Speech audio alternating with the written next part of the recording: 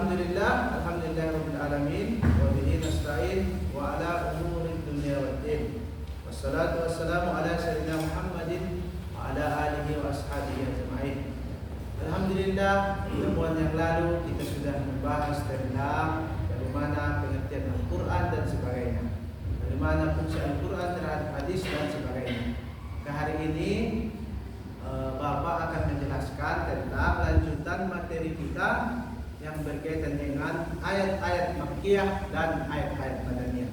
Coba kita perhatikan di dalam ayat sudah nampak bahwa pengertian ayat-ayat Makkiyah itu sudah jelas, ayat-ayat yang turun di Makkah dan sekitarnya. Jadi kalau ada orang nanti bertanya, apa itu ayat Makkiyah? Ya, ayat Makkiyah itu ketika Rasulullah SAW beri wahyu diturunkan ketika di Makkah dan sekitarnya. Seterusnya, apa itu ayat-ayat Madaniyah atau surah-surah Madaniyah? Jelas juga di dalam layar kita, ayat-ayat yang turun di Madinah dan sekitarnya. Walaupun tidak pas posisi dia turun di Madinah itu sendiri, tapi di sekitar Madinah pun termasuk ayat-ayat Madaniyah. Maka sangat banyak contoh-contoh di dalam Al-Quran. Ada 114 surah dan itu ada ayat-ayat Makkiyah, ada ayat-ayat Madaniyah. Paham ya? Selanjutnya, bahwa hijrah Nabi sebagai batas waktu al-fasil bainal al-Makki wal Madani. Ayat Makkiyah jelas bahwa Rasulullah SAW ketika dia berada di Makkah, dan ayat Madaniyah ketika dia berada di Madinah atau setelah Nabi Muhammad SAW hijrah ke Madinah. Seterusnya, bagaimana cara kita mengetahui kategori ayat Makkiyah itu atau ayat Madaniyah itu? Ada beberapa ciri atau karakteristik. Pertama, surah Makkiyah berjumlah 82 surah. Itu dulu. Sedangkan surah Al-Madaniyah berjumlah 20 surah. Sedangkan jumlah surah yang diperdebatkan ada 12 surah. Jumlahnya semuanya 114 surah. Lalu apa ciri-cirinya? Kalau dia surah Al-Makkiyah atau ayat-ayat Makkiyah, dia biasanya ada kalimat ya ayyuhan nasu. Kalau dia surah Makkiyah. Kan kalau dia surah Madaniyah, ya ayyuhallazina amanu. Itu perbedaannya ya. Maka harus kita ketahui bahwa ayat-ayat Makkiyah itu mengajak dengan kalimat ya ayyuhan nasu, wahai sekalian manusia. Tapi kalau dia ayat-ayat Madaniyah, ya ayyuhallazina amanu, wahai orang-orang yang beriman. Itu perbedaannya ya. Landasannya riwayat Hisam dari Al-Hakim dan Al-Qamar dari Abdullah. Disebutkan di sini bahwa ayat-ayat Makkiyah itu disebutkan dengan kalimat ya ayyuhallazina ya ayyuhan nasu dengan ya ayyuhallazina amanu. Ini harus kita paham ya. Salah satunya surah Makkiyah itu surah Al-An'am. Bisa dilihat di layar. Surah Al-An'am, surah Yunus, Hud, Yusuf, Ibrahim, Al-Hijr, An-Nahl dan sebagainya. Kata dia berjumlah 82 surah Al-Makkiyah. Sedangkan kalau dia surah Al-Madaniyah ada berjumlah 20. Yang pertama surah Al-Imran, surah An-Nisa, surah Al-Maidah, surah Al-Anfal, surah At-Taubah, surah An-Nur. Tapi di sini ada berbeda pendapat para ulama bahwa ada 12 surah diperdebatkan.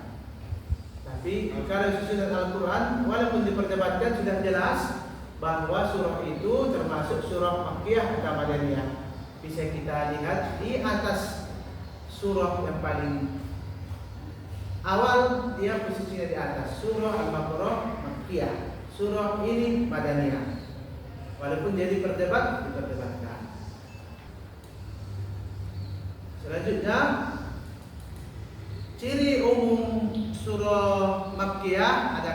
kalla. Kalau dia ada kata kalla, itu biasanya surah atau ciri umum dari surah Makkiyah. Terdapat ayat sajadah ini. Ayat sajadah itu kalau dia termasuk ayat sajadah biasanya dibaca di salat subuh, itu termasuk bagian dari surah Makkiyah. Seterusnya terdapat kalimat ya ayyuhan nas, seperti yang sudah Bapak terangkan tadi. Selanjutnya terdapat kisah Adam dan Iblis kecuali surah Al-Baqarah. Seterusnya diawali oleh Fawatih Suwar, 27 surah kategori Makkiyah dan 2 surah kategori Madaniyah.